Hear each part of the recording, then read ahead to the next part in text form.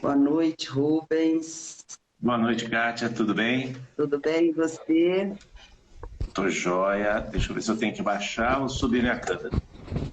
Enquanto isso, eu vou acabando de dar os recados aqui. Tá tranquilo.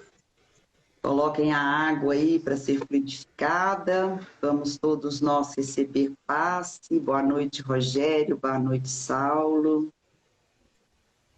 Boa noite, Lázara. Para que todos nós possamos receber o tratamento que todos nós necessitamos. Todos nós sempre tem uns perrenguinhos, né, Rubens? Nossa, eu tô aqui pedindo a proteção dos benfeitores, porque eu tô na garganta seca, uma tosse chata. Esse tempo seco, né? Tô piorando. É o tempo, né? É. Todos nós temos um perrenguinho, né, Kátia? Não tem jeito. Então vamos aproveitar que estamos assim online e todos nós vamos ser beneficiados com esse tratamento de hoje, com passe, a fluidificação das águas. Vamos ficar confiantes. Letícia, boa noite. Bom, boa noite a todos, aqueles que eu não cumprimentei, sejam todos muito bem-vindos. Estamos aqui, Centro Espírita União e Amor. Cassiano, boa noite. Chuva chegou, Lázaro, se Deus quiser, né? Refrescar um pouco e melhorar esse tempo seco, né, Rubens? Que aí você também melhora. Tomara, viu, Kátia? Tomara. Vai. O som tá chegando bem, Kátia? Tá. Tá, Olha, beleza. então, 8 horas, então vamos dar início aos estudos da noite, começando com a nossa prece, para que possamos nos envolver em sintonia com o mundo maior, recebendo as luzes que descem do alto, entrando em todos os nossos lares, apaziguando o coração de todos nós. Estamos aqui reunidos, dos nossos familiares, e possamos aproveitar o estudo da noite, colocá-lo em prática em nossas vidas cotidianas. É isso que o Cristo espera de todos nós, que passemos a viver o Evangelho. Se não conseguirmos nele a totalidade, mas que ao menos algum dos ensinamentos passem a fazer parte das nossas vidas nessa encarnação. Que estejamos protegidos por nossos anjos de guarda, por esses espíritos tão generosos que conduzem os trabalhos da noite no mundo espiritual, que esteja em todos os lares, concedendo passe, a fluidificação das águas, e tenhamos a fé e a confiança que o Cristo está no controle de tudo. Esteja conosco, Senhor, até o final dos nossos trabalhos, que assim seja. Que assim seja. Muito bem, meus irmãos. Hoje nós temos aqui o Rubens, que vai falar para nós o Consolador Prometido, que vai nos orientar na vida, né, o Rubens? Com certeza, né, Kátia? Com certeza. O tempo é seu agora. Muito obrigado, gratidão pelo convite da palestra, pelo tema. E eu acho assim muito importante, já inicialmente, nós trazemos uma informação para todos os nossos irmãos que vão assistir agora e que vão assistir depois. Essa palestra da noite de hoje, ela não tem, pelo menos entendo assim, nenhuma pretensão de convencer a ninguém que a doutrina espírita é o Consolador prometido de Jesus. Mas a proposta da noite de hoje é incentivar, convidar aos nossos irmãos que estudem de maneira séria, metódica, que possamos usar os nossos argumentos intelectuais para aprofundar nesse conhecimento que vai com certeza nos trazer consolo para a existência terrena.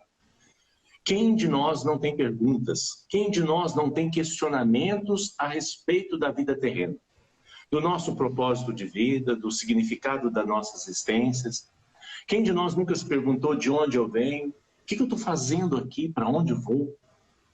Então, no Evangelho segundo o Espiritismo, no capítulo 6, nos itens 4, 5 e na Gênese, no capítulo 1, nos itens de 16 e 42, vai trazer para nós uma explicação coerente, racional, inteligente, de que a doutrina espírita é o cumprimento de uma promessa de nosso Senhor Jesus Cristo.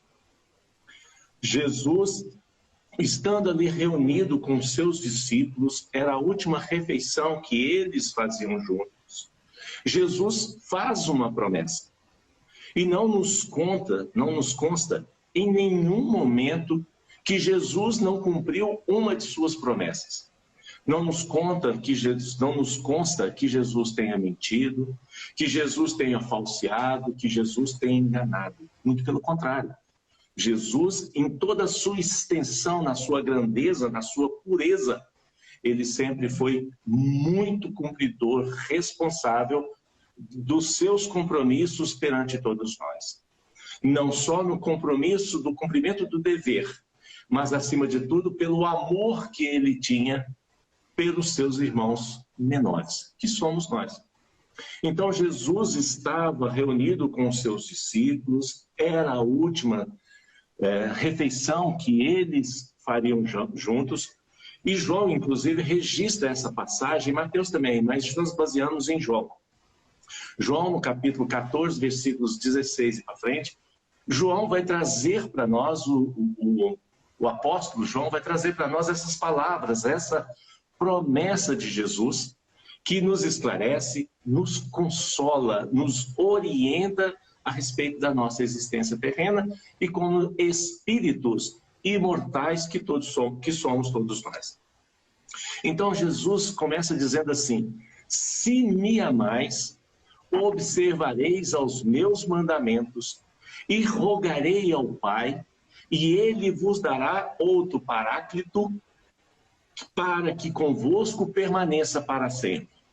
O Espírito de verdade que o mundo não pôde acolher, porque não o vê e nem o conhece, o Espírito de verdade que o mundo não vê e nem o conhece.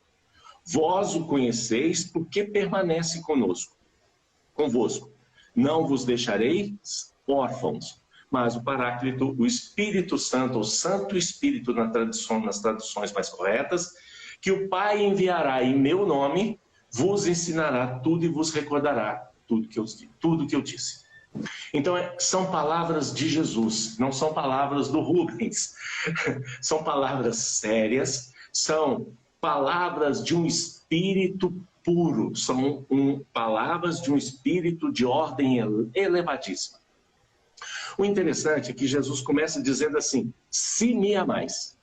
Eu fiquei pensando e tentando entender por que é que Jesus, e nas pesquisas, entender por que é que Jesus começa dizendo se me amais. É interessante porque nós banalizamos e futilizamos a palavra amor. Nós falamos com muita facilidade que nós amamos. A gente fala: Senhor, Senhor, eu te amo. Mas na primeira dúvida, na primeira contestação, no primeiro momento que as coisas não saem como eu gostaria, no momento que eu adoeço, um filho adoece, no momento que eu perco meu emprego, as coisas vão mal na minha empresa, a gente começa a contestar Jesus, a gente afasta-se de Deus. Então Jesus vai dizer assim: se me amais. Então ele está dizendo de um amor mais profundo, de um amor mais incondicional, mais pleno e mais completo. Se me amais, observareis os meus mandamentos. E qual é o mandamento? O que Jesus referiu nesses mandamentos? Amar a Deus acima de tudo, amar ao próximo como a si mesmo. Simples, muito simples. É fácil de memorizar um ensinamento como esse. Entretanto, ele traz a todos nós uma responsabilidade muito, muito grande, uma necessidade de progresso intelectual e moral. Mas aí nós nos perguntamos, como que eu vou amar alguém que me ofende, que me magoa? Como eu vou amar alguém que é do meu ciclo familiar, que me faz tanto mal, que é perverso, que eu antipatizo com ele? Então, para que nós possamos amar com intensidade, é necessário que nós entendamos o processo do amor e entendamos o processo daqueles que conosco convivem, com aqueles que estão à nossa volta. Nós precisamos entender o processo, porque senão fica muito vago a palavra, eu preciso amar. Mas por que eu tenho que amar? Ele me faz tanto mal, ele é perverso, ele me ofende, eu antipatizo essa pessoa, não consigo conviver com ele. Então, como que eu vou amar alguém tão difícil de convivência? Então, Jesus já começa nos dizendo, nos provocando, nos incentivando, nos promovendo um desafio. Se me amais, então não basta dizer, eu amo Jesus, eu estou com Jesus, eu vou seguir Jesus. Ele está dizendo, não basta. Nós vimos seus discípulos abandonando-nos no momento mais crucial, no momento da crucificação. Mas ele está dizendo, se me amais, observareis meus mandamentos. Amar ao teu próximo como a ti mesmo, amar a Deus. Amar, amar, amar. De forma incondicional. Já nos é possível? Não. Nós ainda estamos no princípio do amor. Nós ainda estamos aprendendo que seja empatia, que é o princípio do amor. Mas chegaremos lá. Nós já amamos, mesmo que seja um amor imperfeito, um amor incorreto, nós já temos o princípio do amar. E Jesus vai dizer, e rogarei ao Pai, e Ele vos dará outro Paráclito. Por que ele está dizendo outro? Porque Ele, Jesus, veio e transformou a humanidade. Existe uma humanidade antes, existe uma humanidade depois de Jesus. Ele marcou e sinalizou o tempo no antes dele e o depois dele, que as coisas não foram, jamais poderiam ser da mesma forma. E a palavra Paráclito, etimologicamente, significa junto. E pará significa junto, e clito significa caminhar. Então a palavra paralelo significa junto. É caminhar junto. Então o que Jesus está dizendo é que quando chegasse o momento que ele pediria, rogaria ao Pai, não é a qualquer um que está pedindo. Vou pedir ao Pai e Ele vos enviará outro consolador, um mentor, um orientador para que caminhe junto com vocês. Por quê? Ele vai dizer, o Espírito de verdade, que o mundo não pode acolher, não pôde acolher, porque não o vê e nem o conhece. Veja que Jesus coloca ali na terceira pessoa, ele não estava dizendo de enviar um ser, um indivíduo, mas uma doutrina que pudesse, que tivesse as condições básicas necessárias para trazer as respostas aos questionamentos filosóficos humanos. Porque o homem vai evoluindo e à medida que ele evolui, ele questiona, ele quer saber, ele quer entender. Então, quando Jesus diz outro, ele não estava dizendo que ele retornaria na forma presencial, como ele disse. Então ele diz outro, então ele mandaria, e o que ele está dizendo é um corpo doutrinário.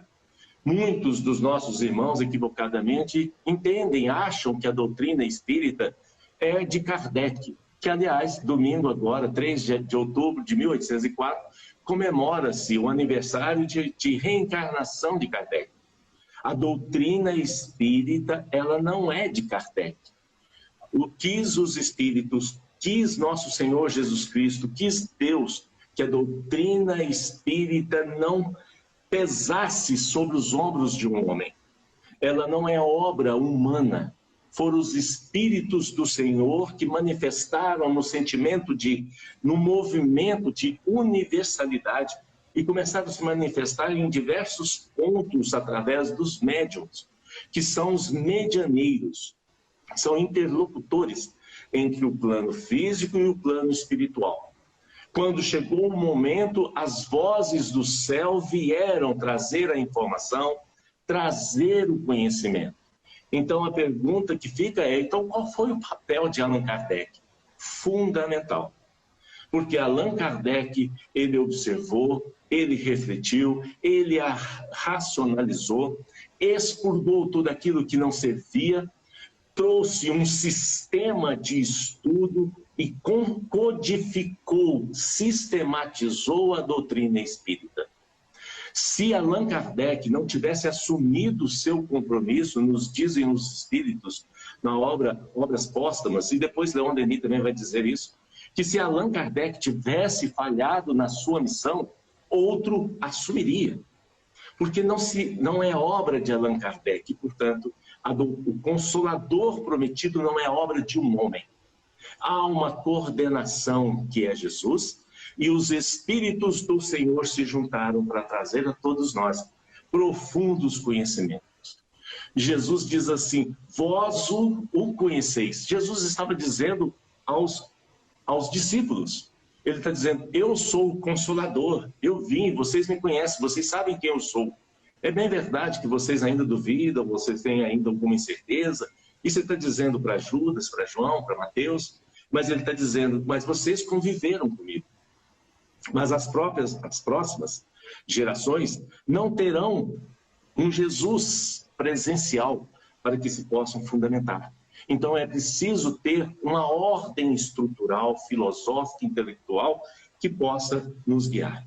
E Jesus aqui nos traz o consolo. Não vos deixarei órfãos. Ou seja, olha, eu não vou entregar vocês assim. Eu estarei no comando. Eu estarei coordenando. Eu estarei no leme da nau. Eu sou responsável por vocês. Então, meus irmãos, é muito importante nós entendermos que nesse momento de dor, de sofrimento, dificuldade, nos nossos momentos de dor, nos nossos momentos em que nós temos mais dúvidas nas nossas existências, por mais que entendamos, por mais que achemos que nós estamos sós, nós não estamos. Nós estamos protegidos por nosso Senhor Jesus Cristo, pelos nossos anjos guardiões e espíritos protetores, sob o comando amoroso de Deus. E ele vai dizer, mas o Paráclito, o Espírito Santo, o Santo Espírito, que o Pai enviará em meu nome. Então, peraí, vamos fazer uma outra reflexão. O que Jesus está dizendo é que essa doutrina não poderá desviar-se dos seus ensinamentos, do seu evangelho.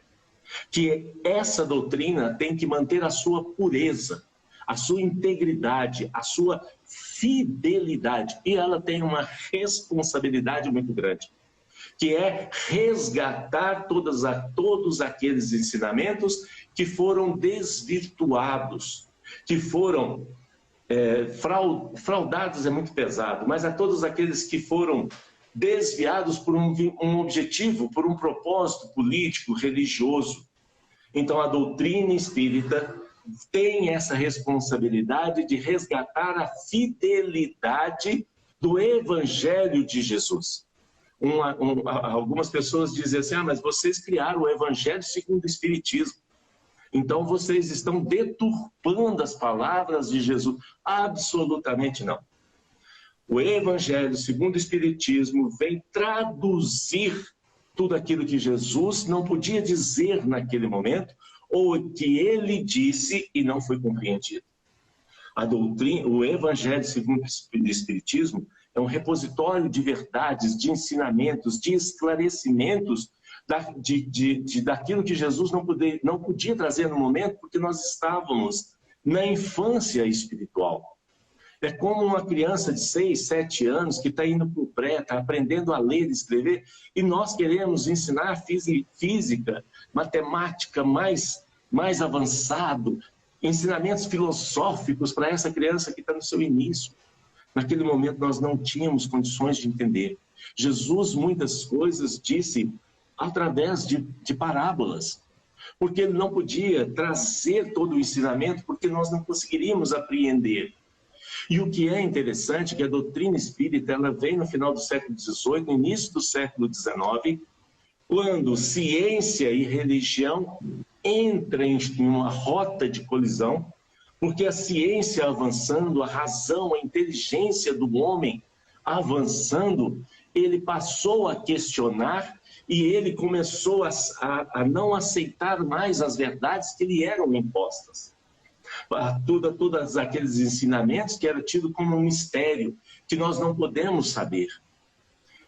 A doutrina espírita veio no momento predito, veio no momento certo, no momento adequado, no momento em que a razão, a inteligência do homem evolui e ele passa a questionar, em que a fé cega já não lhe suporta mais, já não cabe mais.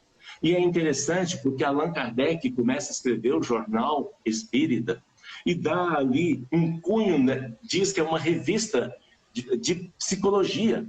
E a psicologia, em 1857, a edição de O Livro dos Espíritos, começa-se, foi publicado, o Livro dos Espíritos foi publicado em 18 de abril de 1857. E esses estudos psicológicos só começam com Freud, em 1900, depois vai avançando com Jung, a psicologia transpessoal, a transcendental, até chegar à doutrina espírita, que ainda não entendemos bem, que muitos negam existir. Então, Jesus, nesse momento, vai dizer que vai enviar outro Consolador. A doutrina espírita chega em 1857, quando a humanidade, quando nós, os homens, já temos condições de suportar os ensinamentos que ali trazem. Porque suportar esses ensinamentos significa transformação moral. Nos tornarmos, estudarmos, compreendermos, conhecermos, para nos tornarmos homens, mulheres de bem. De fazer com que nós questionemos as nossas dores, os nossos sofrimentos, mas que tenhamos inteligência suficiente, conforme está no Evangelho segundo o Espiritismo, no capítulo 5, que vai dizer das causas das nossas aflições, bem-aventurados os aflitos, e o interessante é que só no 6 é que vem o Cristo Consolador. Muito bem elaborado o Evangelho segundo o Espiritismo, porque primeiro fala das dores, depois vai falar quem nos consola. E no capítulo 5 vai falar das causas das nossas aflições, que as causas das nossas aflições estão em vidas passadas. Então, ali vai começar a nos explicar de onde nós viemos, que não é a nossa, nós não fomos criados agora. Nós já temos vidas pregressas e que lá, muitos de nós, por ignorância, por imperfeição, trilhamos o caminho que mais nos causa dor, causa sofrimento. Mas a doutrina espírita vai nos mostrar que a maioria das nossas dores, aflições, agonias, são dos momentos presentes. Um amigo nosso nos perguntou uma certa vez, mas como que eu vou trabalhar as coisas do passado se eu não lembro? E os espíritos vão nos explicar qual é a razão, o objetivo do esquecimento do passado. Enalteceria o nosso orgulho ou nos humilharia? A essa resposta, Emmanuel diz, se você quer saber o seu passado, olha para quem você é hoje. Autoconhecimento. Se você quer saber quem você foi no seu passado, olha para o seu comportamento, as suas atitudes. Naquele momento, nós não tínhamos estrutura psíquica para suportar os ensinamentos de Jesus. O homem extremamente orgulhoso, vaidoso e egoísta, ainda somos, em menor intensidade. Já começamos a questionar qual é o sentido da vida. E a doutrina espírita nos trazendo nas questões 132, 133 e 133A de O Livro dos Espíritos, vem nos trazer o sentido de uma existência terrena. Carl Gustav Jung vai nos dizer que o sentido da vida não é a felicidade. O sentido da vida é viver uma vida com significado, muda completamente. Que embora nós possamos passar por momentos de dor e turbulência, nós, compreendendo por que sofremos, nós enfrentamos as nossas dificuldades com paciência, com entendimento, com força, bom ânimo, disposição. E a doutrina espírita vai trazendo tudo isso para todos nós.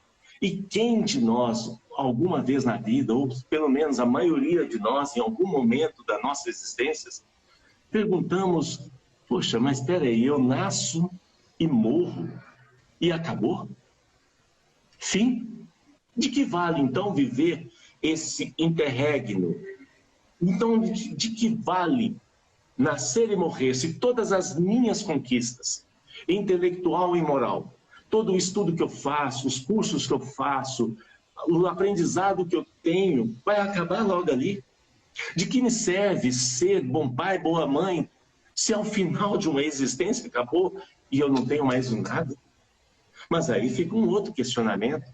E para onde nós vamos? A doutrina espírita vai trazer para nós, através das obras básicas, das 5 obras básicas, que Kardec tão bem codificou, com a presença, a intervenção, o auxílio, com a orientação, coordenação dos espíritos, vão nos explicar a vida no mundo espiritual. Francisco Cândido Xavier, na sua mediunidade extraordinária, junto com André Luiz e outros espíritos, trazem para nós a vida no mundo espiritual, explicando como funciona o mundo espiritual. E vem nos trazer que o mundo terreno é uma cópia do mundo espiritual, piorada. Porque ainda somos espíritos imperfeitos, no mundo de expiação e prova, caminho do mundo de regeneração, que só vai se dar quando nós nos tornarmos homens e mulheres de bem. Os espíritos vêm dizer para nós, o espiritismo vem abrir os olhos e os ouvidos, porque fala sem figuras nem alegorias. Na doutrina espírita não há mistérios. Na doutrina espírita, tudo pode e deve ser questionado de maneira séria, porque a coisa séria tem que ser tratado seriamente, não levianamente. Questionamentos na doutrina espírita, quando são feitos de forma séria, inteligente, na busca do conhecimento, eles são sempre muito bem-vindos. Eles são sempre necessários e úteis, porque esses conhecimentos que vamos adquirindo através do conhecimento, dos questionamentos, nos traz consolo, esperança, confiança na existência terrena. Então, os espíritos vêm dizer que fala sem figuras nem alegorias, levanta o véu intencionalmente traçado sobre certos mistérios. Tudo era mistério, nada podia ser questionado. Eurípides Barçanufo, o professor Eurípides Barçanufo, que reencarnou aqui em Sacramento, ele era de uma religião, ele era muito fervoroso, praticante, seguia retamente a religião. E naquele momento ele ganhou uma Bíblia, que era uma coisa que só poucos poderiam ter acesso. A doutrina espírita, todos nós temos acesso, está franqueada a todos nós. Ao ler a Bíblia, Eurípides Barçanufo, ao ler Mateus capítulo 5, as bem-aventuranças, ele começou a questionar: onde estão as bem-aventuranças naqueles nossos irmãos que eu visito, que vivem na miséria, que tem um filho de 5, 6 anos que falece, desencarna prematuramente? Onde está a bem-aventurança na dor daquele pai, daquela mãe que perdeu, entre aspas, perdeu e precoce? Onde está a dor? Onde está a bem-aventurança? Onde está a bem-aventurança daquele que reencarnou ou que nasceu na miséria, na pobreza, que nasceu com uma deficiência física? Aonde estão as bem-aventuranças? Perguntava Eurípides Barçanufo, até que o senhor Mariano, o tio Mariano, que era tio dele, orientado o senhor Mariano, o tio dele, que foi orientado pela espiritualidade, vai visitar Eurípides Barçanufo e leva um livro para ele chamado Depois da Morte, de Leon Denis. E ali, lendo aquele livro, ele encontrou todas as respostas às suas questões da vida. Então, meus irmãos, a doutrina espírita traz a consolação, porque nos mostra de onde viemos, o que estamos fazendo, para onde vamos.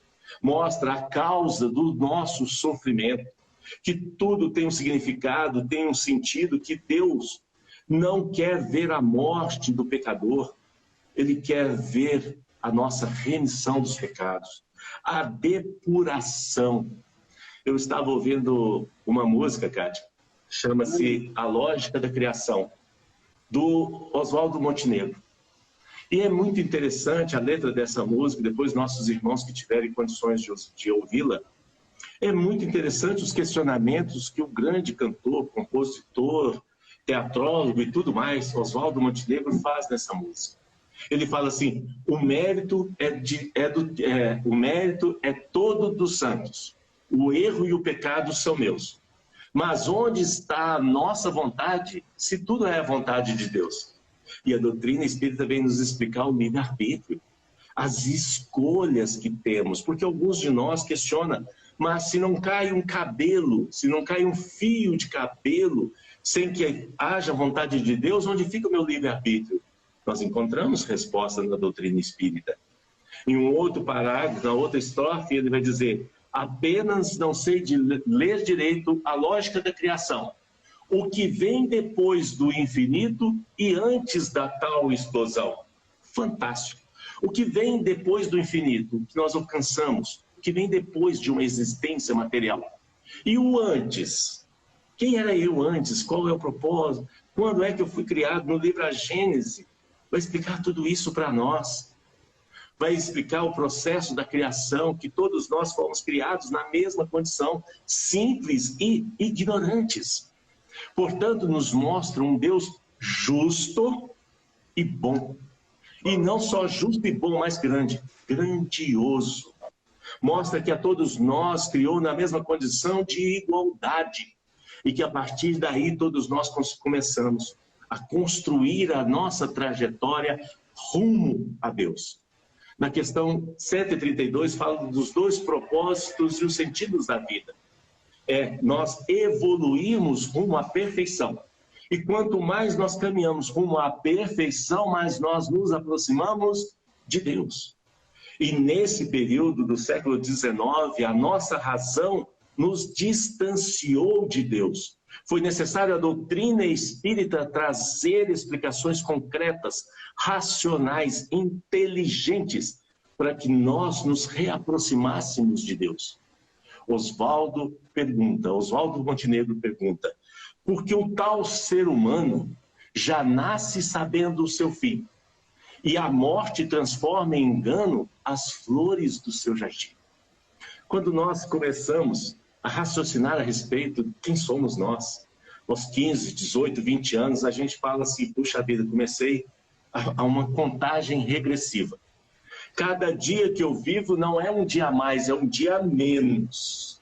Esses dias eu estava vendo uma reportagem de um senhorzinho, 96 anos, um atleta, que pratica esporte, que corre, e que ele estava dizendo que já não encontra mais competidores, porque ele está com 96 anos e os outros já foram, e ele está firme, forte.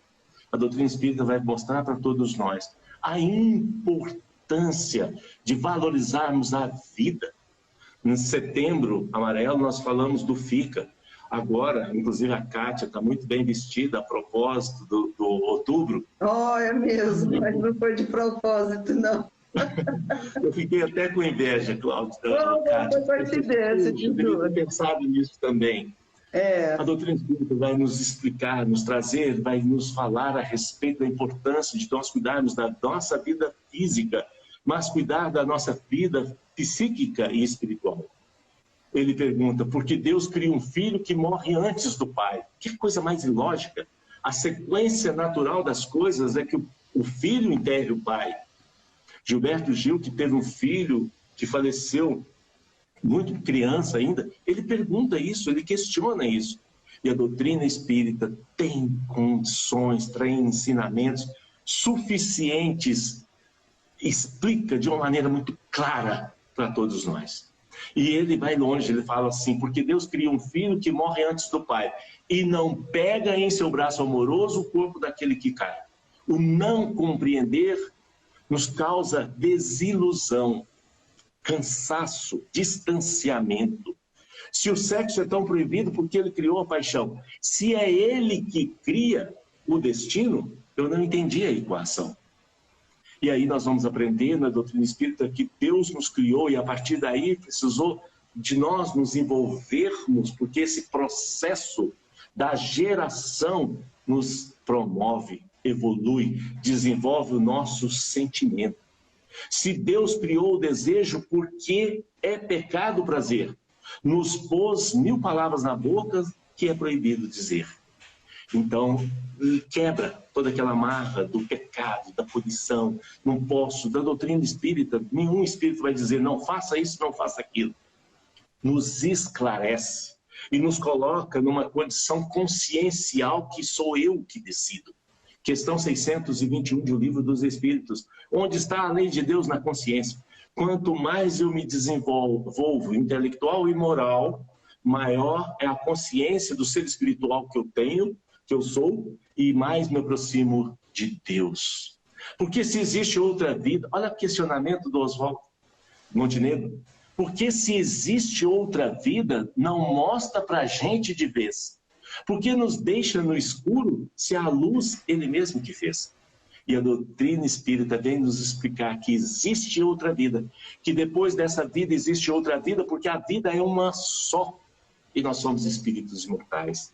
Que nós estamos jornadeando entre o mundo material e o mundo espiritual com um propósito que é nos tornarmos perfeitos. E é isso que Deus quer para todos nós, a perfeição. Por que me fez tão errado se dele vem a perfeição? Sabendo ali quieto, calado, que eu ia criar confusão. Se Deus é perfeito, questão número 13, de O Livro dos Espíritos, os atributos de Deus. Se Deus é perfeito e ele é, por que nos criou imperfeito? E a doutrina espírita vem nos esclarecer que Deus não nos criou imperfeito. Ele nos criou simples e ignorante, com o propósito da perfeição. E aí ele finaliza. E a mim que sou tão descuidado, não resta mais nada a fazer. Apenas dizer que não entendo. A fé cega. Meu Deus, apenas dizer que não entendo. Meu Deus, como eu amo você. Então a doutrina espírita, ela vem desenvolver a nossa fé, em que a nossa fé não é mais cega, não é eu acredito, é eu sei. E aquilo que eu sei, nada tira, nada substitui. Nos momentos de dor, de sofrimento, tudo está difícil, mas eu luto com paciência, resignação. Por quê? Porque eu tenho compreensão do ser espiritual que eu sou. Então, meus irmãos, é muito importante fazer o estudo, estudar profundamente, porque quanto mais nós estudamos, mais desenvolve o nosso sentimento, o amor incondicional pela vida, pelos os nossos familiares, amigos, pela sociedade, nosso irmão carente. Mais nós nos aproximamos de Deus, dos benfeitores amigos, e mais de Deus. Por isso que Chico dizia que se Allan Kardec tivesse dito fora da doutrina espírita não há salvação, ele não teria seguido a doutrina espírita. Chico dizia, felizmente Allan Kardec disse, e os benfeitores validaram, fora da caridade não há salvação. Fora do amor não há salvação. A doutrina espírita não foge um tio sequer dos ensinamentos de Jesus, mas nos esclarece de forma clara e nos consola nos momentos de dificuldade e de dor, mas nos incentiva a prática do bem quando tudo está bem, quando tudo está certo. Quando está mal, nós buscamos refúgio. Quando tudo está bem, nós socorremos aquele que chora. Cátia, gratidão, muito obrigado por mais essa oportunidade da noite de hoje. Ô Rubens, que Deus te abençoa, viu? Por essas reflexões em cima da doutrina espírita. E falando ainda de Kardec, que é, né, a comemoração nossa, né, em agradecimento ao Kardec. E nós devemos muito a ele, devemos até as nossas preces, né, de agradecimento por ter deixado esse material tão rico e tão simples de entendimento em nossas mãos. Então, meus irmãos, vamos lembrar sempre de ter gratidão a Kardec. por ter nos desvendado os mistérios entre a terra e o céu. Deus te abençoa, Rubens. Muito obrigada. A gente, você sabe que conta sempre com você. Meus irmãos, agora nós vamos passar, para o final, que os médiuns já estão reunidos em outra sala, já lançando as vibrações em nosso favor. Os espíritos já estão pegando essas vibrações e trazendo a cada um de nós que aqui estamos reunidos e as nossas famílias. Então vamos agradecer a Kardec, agradecer a Jesus, a esses espíritos que conduzem esse trabalho, por nos dar essa oportunidade de aprendizado e de reflexão. Rubens, você pode fazer a prece para nós? Com muito prazer. Então, eu convido a todos nós que possamos unir os nossos pensamentos e os nossos sentimentos, agradecendo por mais essa oportunidade bendita da noite de hoje. Que possamos agradecer a todos os médiuns que prestaram seu auxílio, seu serviço, a doutrina, na codificação da doutrina espírita, e todos aqueles que a mantiveram límpida e fiel como até agora. Agradecer a figura de Chico Xavier, de Valdo Franco, Ivone Pereira e tantos outros que participaram. Possamos também agradecer a espiritualidade amiga, que rasgando os véus dos céus, vieram até nós nos trazer esclarecimento e consolo, orientações necessárias para prosseguirmos nas nossas existências terrenas, com muita paciência, com muita tolerância, com muito amor, bom ânimo, coragem, disposição. Que possamos agradecer a Allan Kardec e tantos outros, missionários do amor, que nos entregaram essa doutrina maravilhosa. Que possamos pedir a Deus que todos nós, estudando, compreendamos a responsabilidade que temos em nossas mãos de sermos fiéis aos ensinamentos, mas que acima de tudo tenhamos força e coragem para transformar as nossas vidas, nos transformando em homens e mulheres de bem, pessoas mais amorosas, fraternas, caridosas. Que Deus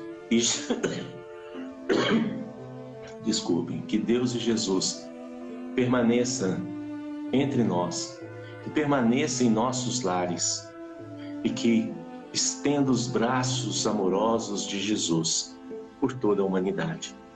Pois o seu convite, que possamos atendê-lo. Vinde a mim todos vós que estáis aflitos e cansados, e eu vos aliviarei. Aceitemos o convite de Jesus. Aceitemos o amor de Jesus. Não tenhamos medo de sermos amados por Ele. Não tenhamos medo de nos esforçarmos para amá-lo a cada dia mais. Que Deus, nosso Pai, nos abençoe e nos proteja, hoje, agora e para todo sempre, e que assim seja.